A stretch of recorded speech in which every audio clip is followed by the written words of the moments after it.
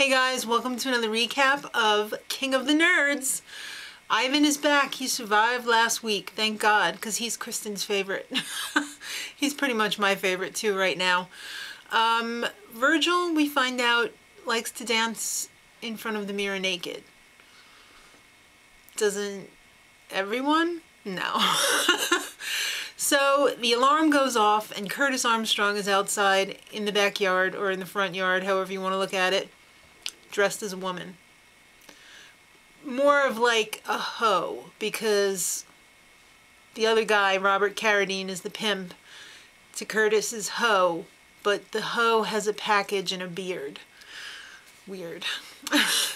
But strangely intriguing. So then we find out that the Nerd War challenge this week is that they have to write a nerd anthem. And don't worry, they're not going to have to do it alone. They're going to have a music producer to help them out and a choreographer, which means that they're going to have to perform it. Oh Lord, in front of 3 guest judges. So Virgil, he started out coming up with ideas, and his stuff was even too nerdy for the nerdiest of the nerds. Danielle actually has the most experience, I think. She had, the stuff that she was writing was actually pretty funny. She's written parodies and stuff like that for online things before.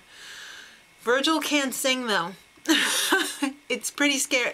Some of these nerds are saying that they could sing, and they kind of can. Like Genevieve kind of could sing. Moo could really actually sing pretty well. But Virgil, he's having trouble speaking, I think. So they had to pull out the special nerd filter, the pretty filter as I like to call it. So the choreographers were, oh my God, is that Nappy Tabs? Well, Tabitha had one team with some guy, and Napoleon had the other team with Lauren from So You Think You Could Dance. And they came up with some pretty cool moves. Danielle, however, she could write the stuff, but she was having trouble performing it. She's kind of, how do you say, awkward? Afraid of her own sexuality. She can't be fluid. It's a real challenge. But forget all that. Let's have a pizza party from Little Caesars. Product placement. Somebody's got to pay for this train wreck. All right. Actually, it's not so much of a train wreck this week. I really, really, really enjoyed this episode. I thought it was hilarious. So the costumes. Well, Team Blackstrophe is naughty school children. Naughty Catholic school children with very, very short skirts. Not Virgil, though. He had on a little schoolboy outfit. And the other team, Servants of the Forsaken Orb, or Orange, as Ivan likes to refer to them, they were kind of like gangsta nerds. I like the naughty school children's costumes better than the gangsta nerds. So, it's performance time. Ugh, I'm having performance anxiety. It's not only in front of 3 judges. It's in front of a live audience. Oh no! Yes. Now the judges, you say, who are they?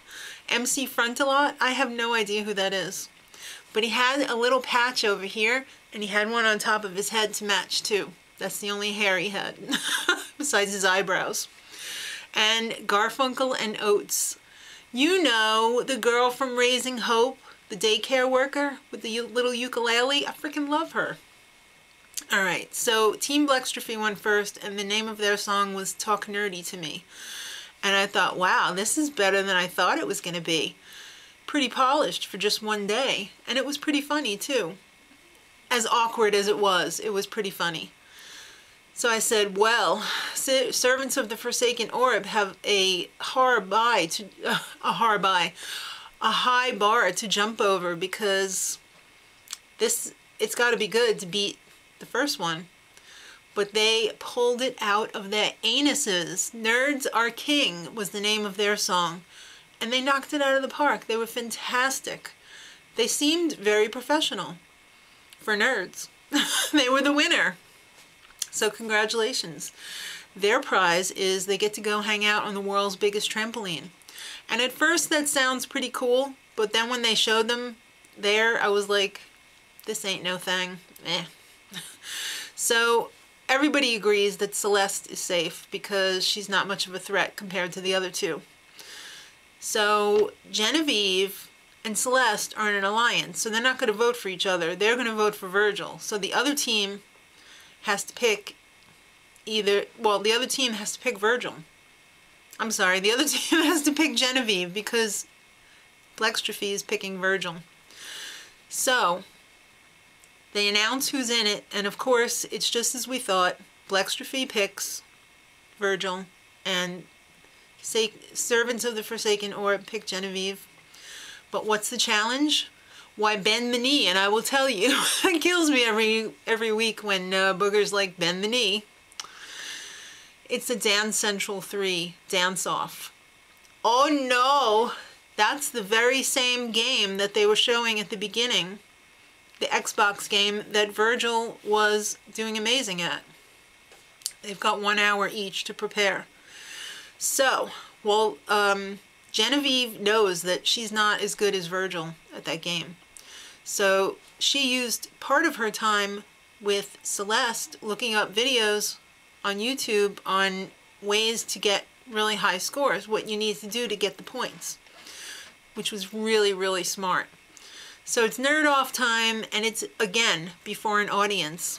That's pretty scary. I wouldn't want to do that in front of an audience. But it wasn't that bad because they only had to do one song, and they already knew what the song was before, so they knew what all the moves had to be. They could have learned it, like, really easily. So Genevieve went first, and she did okay. She got over 1 million points, and then Virgil went, and he did really well too, but he didn't get the flawless finish. Oh, it was so close. So Genevieve ended up winning by 29,000 points. What a freaking heartbreaker for Virgil. So, yeah.